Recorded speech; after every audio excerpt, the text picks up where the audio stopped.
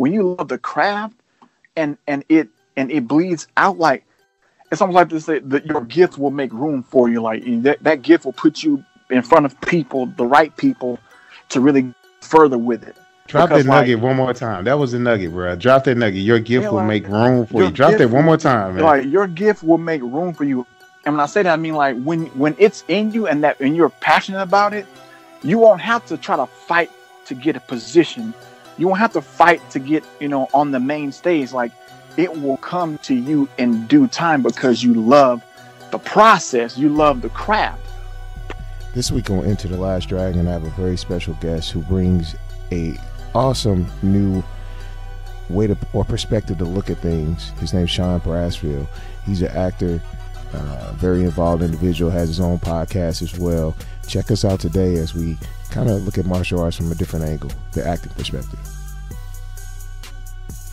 This week's episode is brought to you by St. Charles MMA. You can visit stcharlesmma.com and mention RoyRob and Enter the Last Dragon when you sign up and get a free month of training.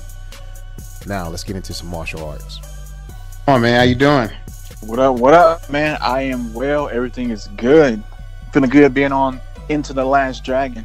Yeah, that's what's up. So give me some insight about yourself, man. Let my fans know what you got going on. Tell us about you first. Tell us all the different projects you got going on, and we can rock from there. Well, yeah. As you said, I'm a husband and father.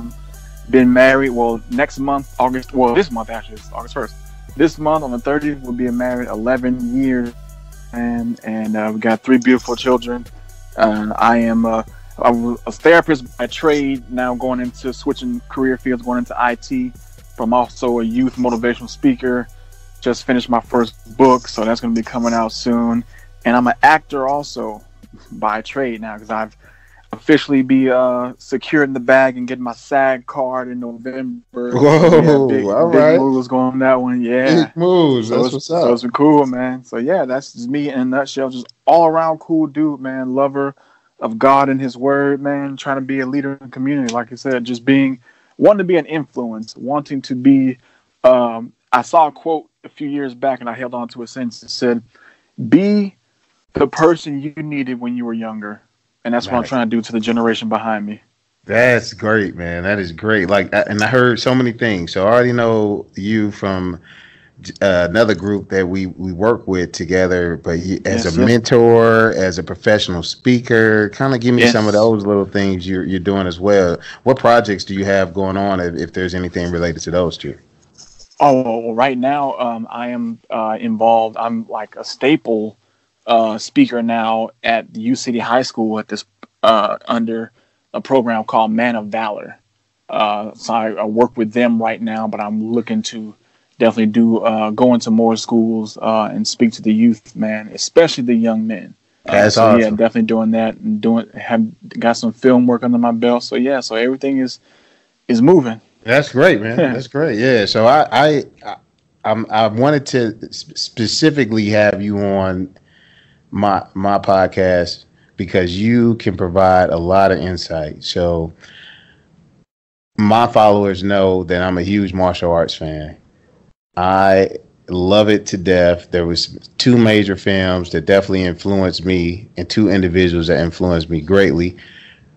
The master, Bruce Lee, and of course, the legend, Bruce Leroy. Both of those individuals, you know what I mean, have definitely impacted the culture when it comes to being a black male.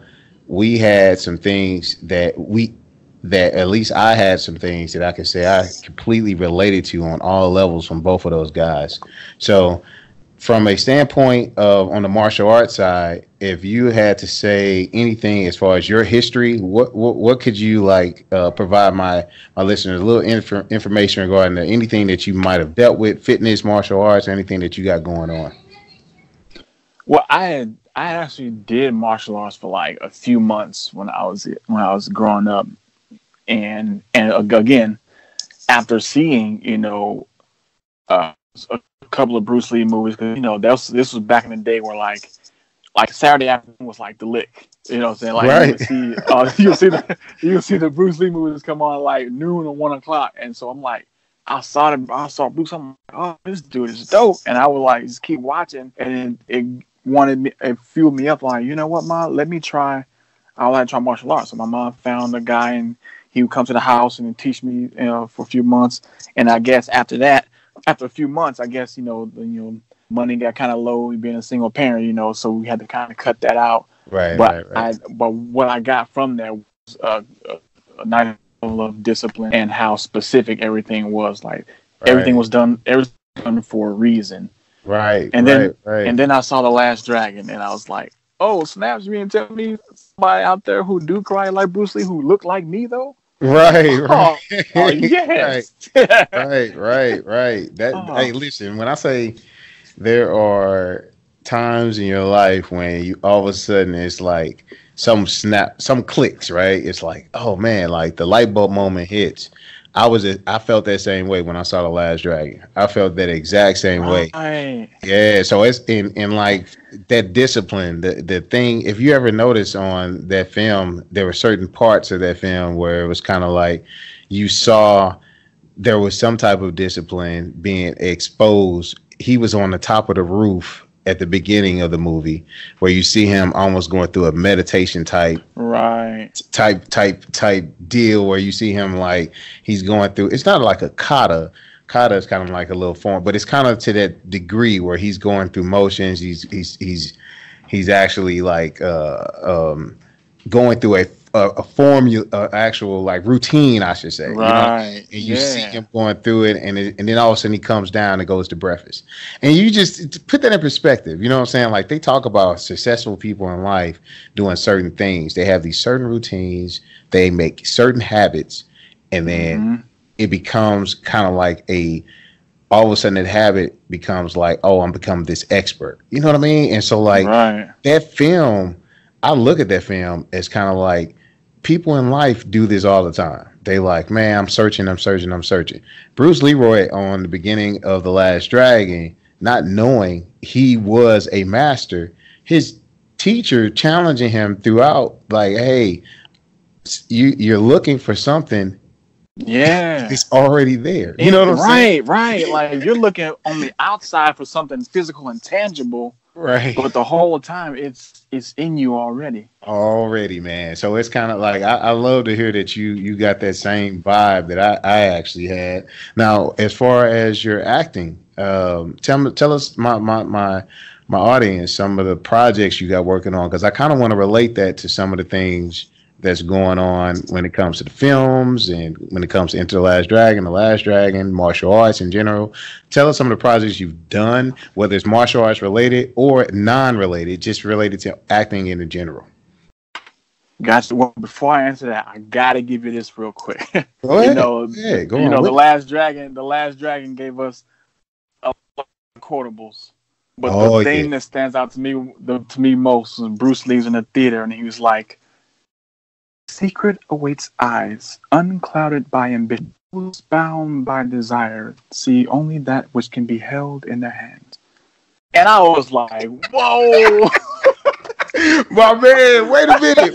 How you just gonna come out with the hold up, bro? Hold up, man. Hold on.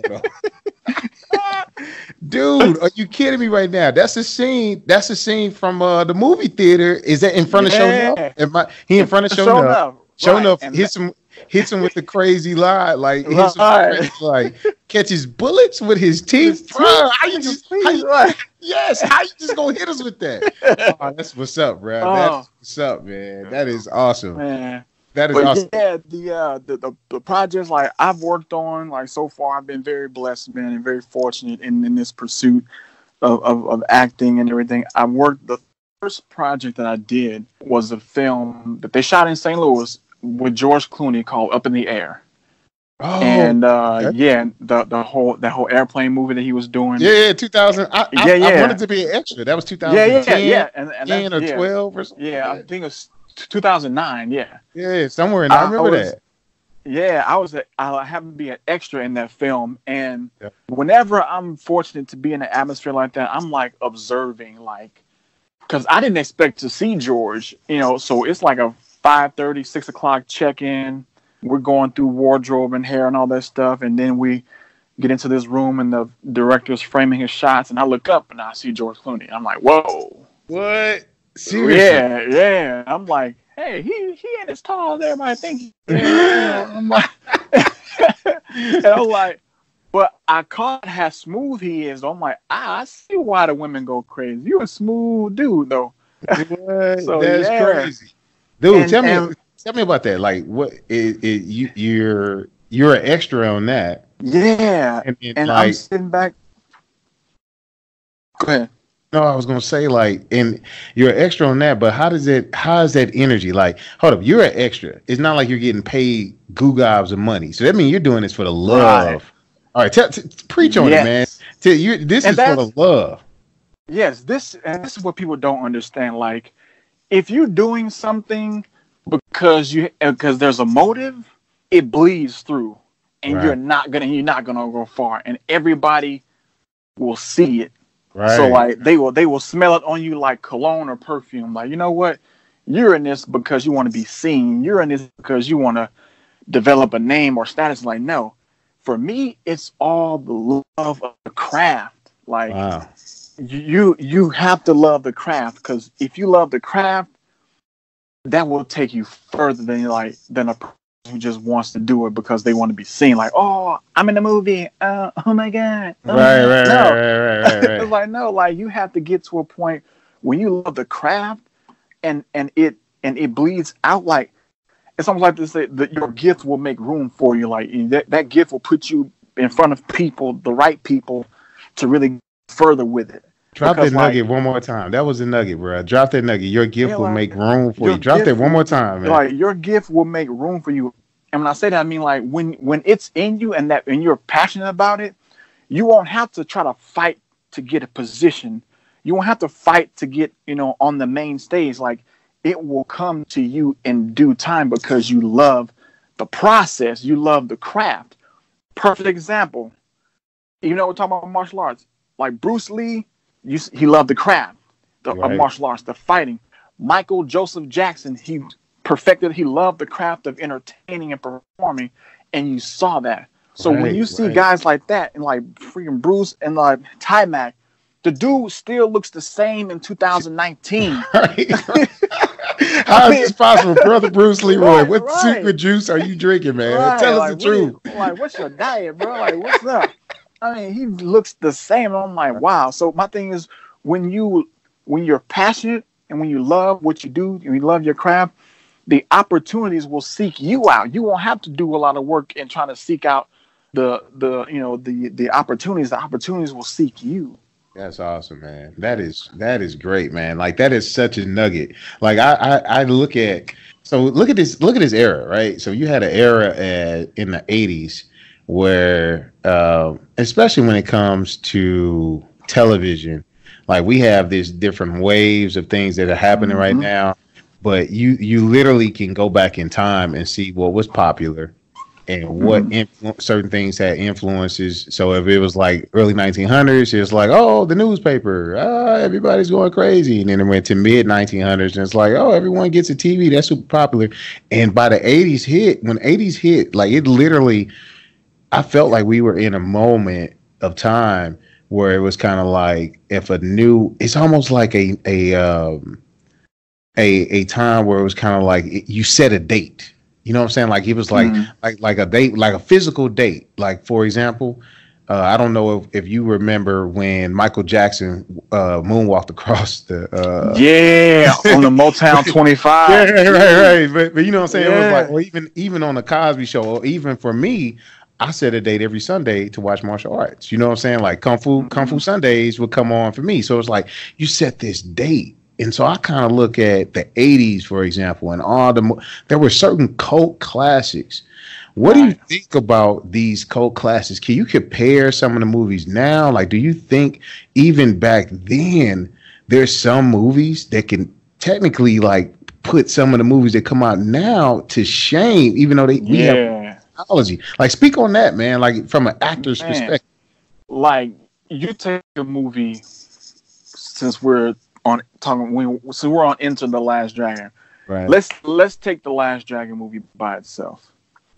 when we look back at it now, we think, oh, the effects could have been, a lot better, but what it lacked in effects, it made up for in substance. Right.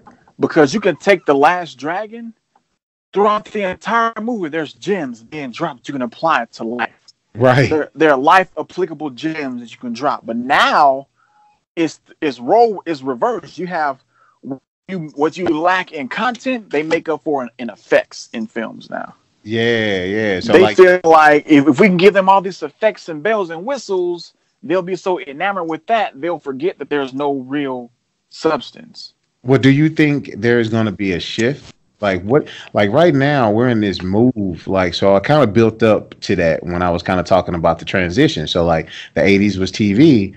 Now we've hit the beginning of 2000 was the internet, but now we've hit another level where it's like information and content is the level that we're approaching now. And it's like, you don't even have to be, I live in Hollywood. I live blah, blah, blah. It's like people are now becoming famous off of their own content on like YouTube, off of podcasts, like yourself. Like people are coming. Man. You are a perfect example of somebody who's doing that. So kind of speak on that. You know what I mean? And because it's funny because now you have, like you said, these people who can be famous, just get famous just because they have their own content. They have their own platform. Basically, they have the YouTube, they have Instagram, social media, and they're getting their notoriety from there. But here's the dangerous part. Tell us. I feel, and this is me, that actor in me coming out. It seems like the dangerous part is you don't really have to have substance these days to make it there. Like you don't really have to have that dog skill. You don't have the skill. Right. Yeah. People think because you have a nice body and pretty face, like the Kim Kardashians of the world, you can just get on just because and not do much. But my thing is, what's gonna keep you there once you get there? You know what I'm saying? If that's what got you there, you know what I'm saying, that's not gonna keep you there. Well, look at the all right. So Quentin Tarantino just came out with a new movie that has some inserts in there with Bruce Lee. Bruce Lee's daughter is upset. Like Shannon Lee is upset. Yes. So so Quentin basically kind of painted Bruce in a horrible light because it kind of made Bruce Lee, the legend, look kind of like a buffoon. And because he was kind of like can't do that. You can't do that for the king. You know what I'm saying? Like So the question I wonder is like even like a person. Quentin has done some amazing work. Like you can never say like there's not a scene that you was like okay or like a Pulp Fiction or Django, or you can't really be like there's not one thing from Quentin that I can't deal with him. It's something that is memorable about his work. You know what I'm saying? Right, definitely. So what do you think about an individual like that who has? Do you think he did what he did to try to like keep the lane he has, knowing that there's a different lane that's evolving now, like the Netflix, the Hollywood is no longer as impactful and powerful as it used to be because everybody now, like, why would you think someone of his stature would go that route in doing that? So, and if you need more information about it, I can give you the details. Yeah. I kind of think that when you got somebody like Tarantino and you're in this big industry, this wheel like Hollywood, he's not the kind of guy that's just another spoke on the wheel. And because I believe he knows the traction that he has and the traction he's developed over the years and things that he's known for. So he's going to try to do whatever he needs to do to keep people talking, stay relevant, because you have avenues now, alternate avenues like Netflix and things like that, which I feel Netflix is going to kill the game. Right. It's already showing that it's a major leg of competition, if you will, if you want to call it competition, to Hollywood and like box office releases. Because I'm like, a lot of the content Netflix is coming out with, Netflix is like, hey, we're trying to give people more substance, like more pop than flair. so to speak. And so I think Quentin's like, you know what? Well, I need to keep my edge, and even if that means underplaying what he did with Bruce. Even though I'm kind of ignorant to it, but based on what you're saying, I want to think that he didn't do it purposely. Yeah, his daughter is upset. Like it's there's so many different articles about it. So if you want to check it out later, basically the movie is called Once Upon a Time in Hollywood. Yeah, in Hollywood, right? Yep, Once Upon a Time in Hollywood, and his daughter Shannon Lee is like, dude, don't. Is no freaking way. They kind of made Bruce kind of like look cocky to a certain, and they always talked about, like, everyone who's known Bruce has talked about his humility, his the way he is. He's always been a person. Almost like it sounds like when they describe Bruce Lee as an individual, like you want to be around. You know what I'm saying? Right. Like that person. I mean, it's like he draws you in, and you could tell that from his acting. Like nobody ever saw him and been like, nah, I don't want to see this guy. You know what I'm saying? Yeah, so, you can even tell by his interviews. I remember watching this interview, and there's a little snippet of a segment where he talked about making your mind like water. Right. Yeah. When you see the teapot, the water becomes the teapot. You know, right. And that was that kind of dude. It's like when you see water in the pot, the water becomes the pot. You know, it's like you're compelled to want to be around that level of wisdom and just application. Like, you know, like he could be one of those dudes who just like dropping jam after jam, like throughout the whole conversation, and he's just like, "Whoa, hold up! I'm trying to recover from the last one you just dropped." Exactly, man. That's the beauty of what I feel like we get so much from on a just a real life movie perspective, because sometimes you catch a lot of things that you wouldn't catch. So like, I love the fact that you have such a diverse background, and especially your experience on the acting side really gives a different taste of like what I want to be able to offer as far as value to my listeners. Like, I hope they're able to understand, like, you can get, like, for what I got, you can get so much out of those little nuggets that like literally get you so much. I guarantee when at least when I first saw Enter the Dragon the first time, and they were on the boat, and the individual was like, "You want to fight?" and he was bullying everybody on the boat, the guys that was not fighters, and he was really, and Bruce steps up and he's like, "Yeah, let's fight." And he was like, "What style are you?" And basically he's like, "I practice the art of fighting without fighting." You know what I'm saying? Like, right. What's that? You know what I'm saying? Like, wait, what? You know what I'm saying? Like, you sit back and you look, you know what I mean? Like, if you really understand the little gem he was dropping right there, people who study martial arts, they know, like, you know what I'm saying? You don't study this, you don't train in this to beat people up. That's not what it's not the purpose of it. And those little, even that from that small little snippet, you know what I'm saying? Like, man, he's like, "Yeah, let's go fight." He's like, "Yeah, sure, let's do it. But first we need more room, right? Let's go over there to that island over there." And the dude like, "Okay." And next you know, he played the bricks off the dude. He's like, "Yeah, we'll take this boat." He had his man, come on, man. Like, you just don't. I mean, it's so many of those nuggets that I think is so valuable in when it comes to just basic stuff in life, man. So important. Yeah. So important. I think it's crazy, and what it is, it works when, like, I've seen people. I think I remember I was auditioning for this one project, and I caught wind of this guy. He got upset because he wasn't he didn't get, or he wasn't contention for the primary role.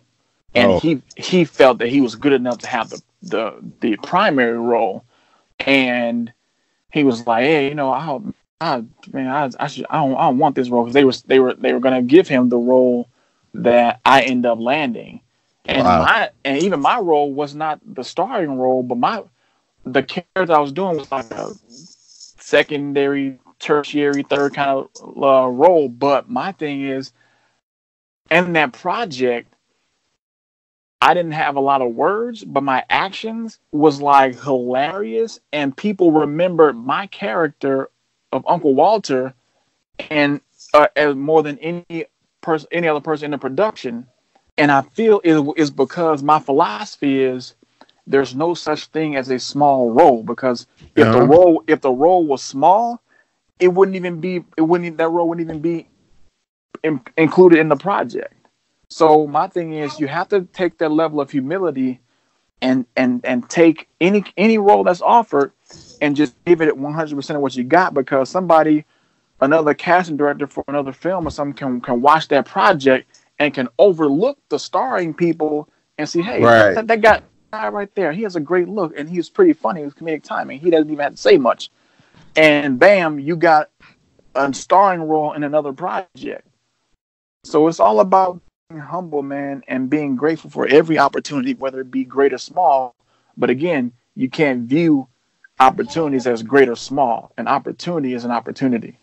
Right. So do you think as far as individuals starting out, and like, is there a certain age if you was to say, yeah, I want to start thinking about this on the acting perspective, like for teenagers, kids, youth, what recommendations or suggestions would you have for them aspiring actors and actresses?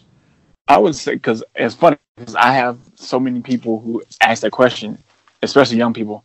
My thing is, first, check your motive as to why you want to do this. Mm-hmm.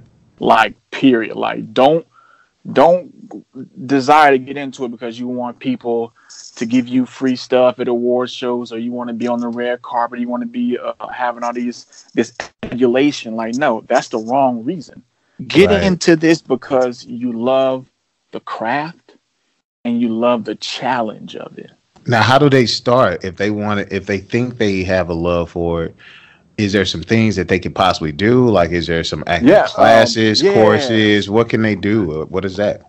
I would start, a good strong start for me. Like, I started on doing theater in college. Oh, cool. Okay.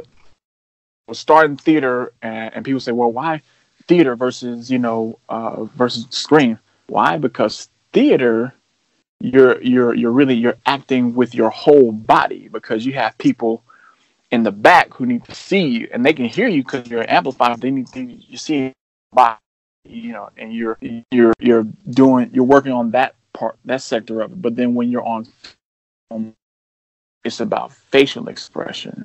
Right. Now you're still working with your body and everything, but you're telling the story through not just your body, but your facial expressions and how you're able to maneuver in that character. You know what I mean? So like Bruce did that exceptionally well. Like, that's one of the things that, and of course Bruce Leroy mimicked Bruce. You know what I'm saying? So like, that was a big deal when it comes to acting and martial arts, where it's just kind of like, I talked about this in a previous episode, where it's just like nobody had ever seen anybody make the sounds that Bruce had made, and just like it amplified his acting ability like to a whole nother level. You know what I'm saying? Right. So like those facial expressions, those sounds, all those are important. So you're kind of recommending, even if they're not in college yet, even like doing plays or something, if they're in high school.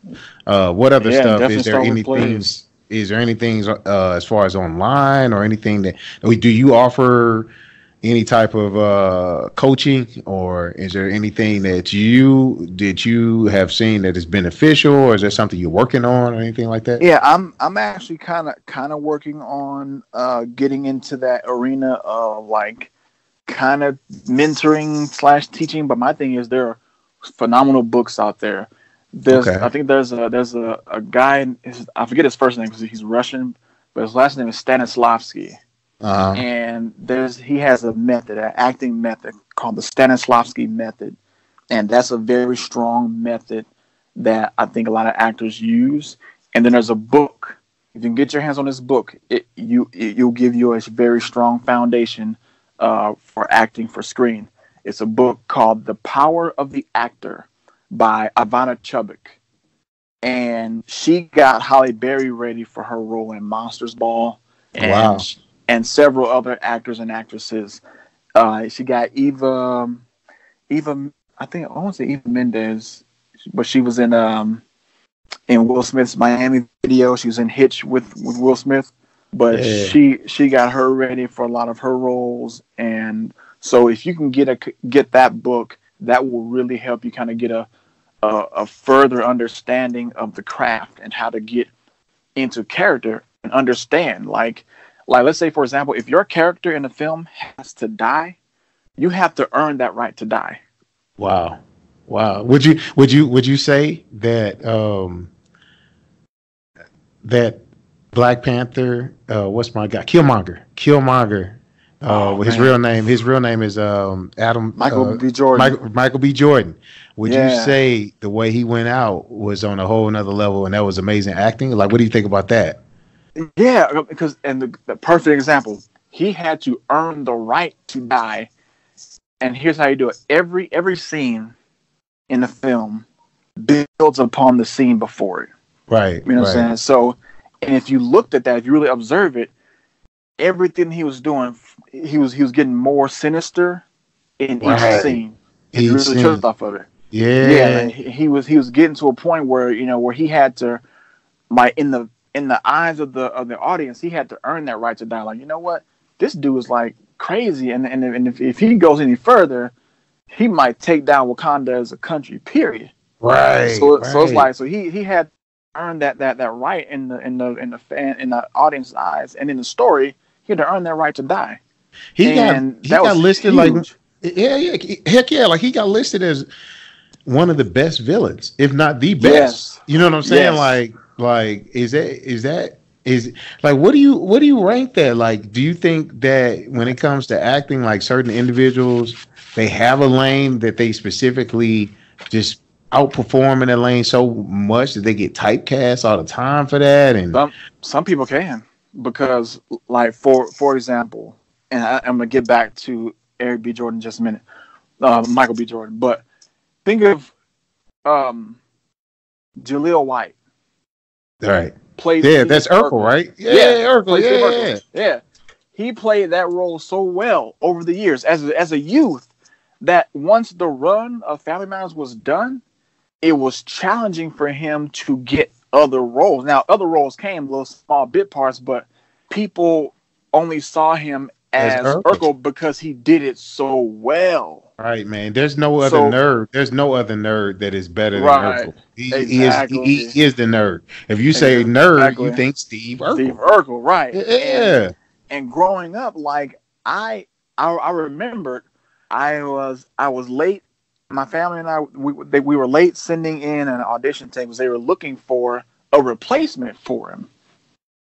And I was able to do, I'm talking like voice, walk, mannerisms, everything like Urkel, because I think he was getting to a point where he was thinking about walking away. Oh, wow. And so I got the audition tape, in late or whatever have you, but you can do something so well that you can be typecast, and if you do it long enough, like if it's like a one or two movies, a sequel here and there, that's one thing, but a series like a show, like that can spell trouble if you do it too long. Wow. So is there any martial artists, actors, or anybody that you can think of that really stands out on, it could be, and I like the I mean, anybody that you can think of that really stands out, that really plays a well diverse, I guess, how has a skill set, acting ability that really just stands out that you can think of when it comes to the martial arts arena? As far as like who's like really, really good? Yeah, like it's like, hey, I noticed their acting ability. Like it doesn't even have to be a martial arts film. I could pretty much pop him into something else. You know what I mean? Like that's not even related. I'm a fan of Jet Li.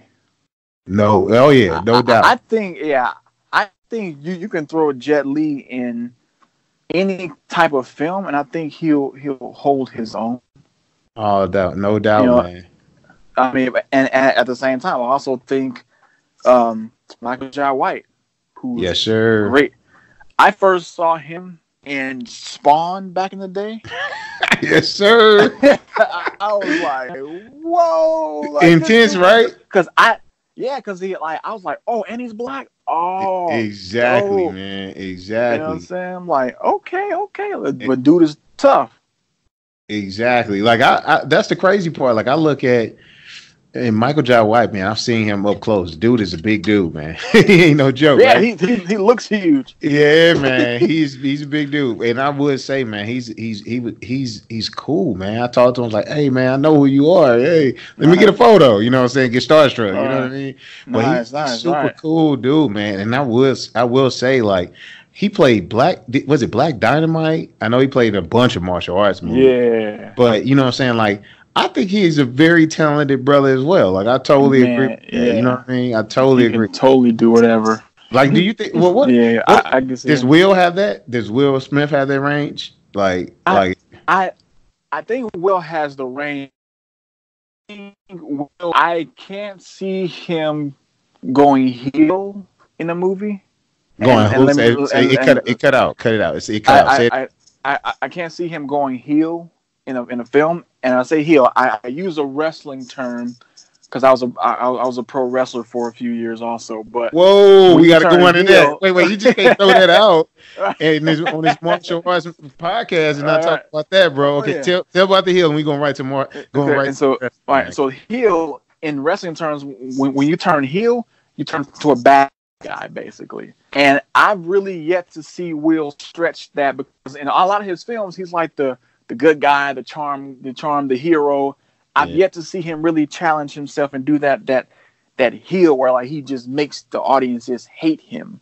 You know what I'm saying? Like I've yet to see that side of Will. You know what I'm saying? Right. That's why I was wondering. Like everybody kind of put Will. Like I've heard like, well, Will's in this one lane, and I'm like, what? And I'm like, no way. He did the Brokeback Mountain. They said, and he did.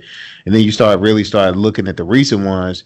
It is kind of like it kind of moved to that lane that Denzel was kind of in. You know what I'm saying? Right. He's a baby face. You know, like he's the good guy. You know? Yeah, man. So I agree with that. So you just can't throw out wrestling, bruh. And no, like, you know, when it comes to martial arts, man, like one of the key things that's going on right now, especially in the community of martial arts, is mixed martial arts. You know what I'm saying? Yeah. And the baby of that, a lot of wrestlers have found their home. Mm-hmm. They're freaking home, man. Tell us when you got started in wrestling, man. Talk about it. Well, yeah. See, in high school, I wrestled like collegiate level college, you know, like high school wrestling and college wrestling, and I was like, I love the discipline that gave me, and that, you know, because you're having to keep at a certain weight and develop a skill set and everything, and then after that, oh, by the way, cheap plug, MMA champion, former champion now, Tyron Woodley was on my wrestling team. No doubt, man. Hey, wait a minute. Yeah, hey, you might know my professor, man. You know Mike Rogers. Yeah, why? Well, you know, twice. Yeah. That's who taught me everything I know in Brazilian Jiu-Jitsu, man. Get out of here. You was on T Wood's team. Hey, man, I know Tyron, man. That's my guy, man. Shout out, SA, former champion, no doubt, man. That's awesome. So you wrestled with T Wood before. That's awesome, man. Yeah, and he was beast in size for a high school guy back then too. So I was like, man. Wow. Where'd you wrestle in college? Where did you wrestle? Go there? Well, when I went to college, I didn't wrestle because by that time I was more interested in pro wrestling. Like this, I had tryouts with the WWE. Like I was headed in that direction. Nice, man. That is amazing. So, and that's cool because it's like a dance. It's like you learn, you choreograph what you're gonna do, how you're gonna do things, and you can go out there and you perform, but you still exercise all of your athletic abilities in doing so. That is awesome. All right, so here is the one of the most critical times of my show, man. So you have to answer this clue. I usually do this every episode. It's called Answer RoyRob's Clues, and it's always related to martial arts, and it's always related to a movie. Okay. This clue for you that I want you to answer. Give me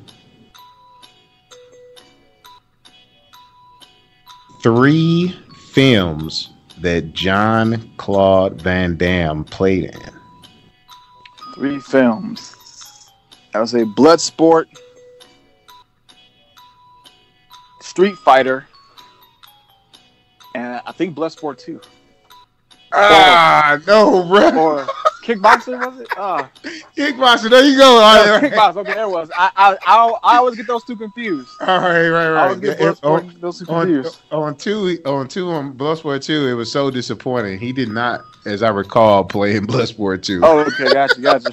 It was so disappointing because Bloodsport was so beast mode. But good job, man. I usually start the countdown, but trust me, I'm gonna have. I usually say 30 seconds, but I figured that would be an easy one for you. I felt like that was super easy, not too difficult. But you know who I respected in those films though? Who was that? Tom Poe.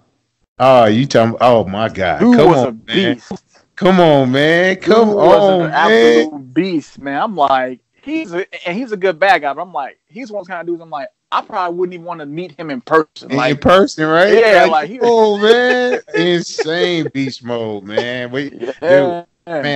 Man, I appreciate you, Sean. You definitely provided a lot of insight. I hope a lot of people received a lot of value. I wanted to come from a different angle when it comes to just talking about martial arts in general. And I felt like your acting experience and your professional experience being a professional speaker and just talking about some of the things that individuals who want to go down that road of acting and understanding that there's a lot of things you can do. I feel like it's great to hear from someone who's been in that world. So I appreciate I know my fans appreciate it as well. One thing I want you to do is tell us a little bit more about your podcast before I shut it down. So that way my listeners might be able to jump over and check out your podcast, where they can find you. Give me some insight on that real quick. Yes, sir. If you want, you can go and check out Young Fire. It's Young Fire with a Y. It's all one word, and it's devoted to talking to young men, helping them to kind of deal with the things in life that they're coming up against. And I want to be that lighthouse on the ocean or sea of their life to kind of help give them guidance. So you can kind of find some short quibs, nuggets of information over on Young Fire. Check it out. Young Fire, so that can be found anywhere they catch their podcast, right? You're all over? Anywhere they catch their podcast, yes, sir. That's awesome, man. Well, hey, Sean, man, I appreciate you. Once again, we are at our end of Into the Last Dragon. Catch us for a future episode, and thanks for checking us out, Sean. All right, deuces.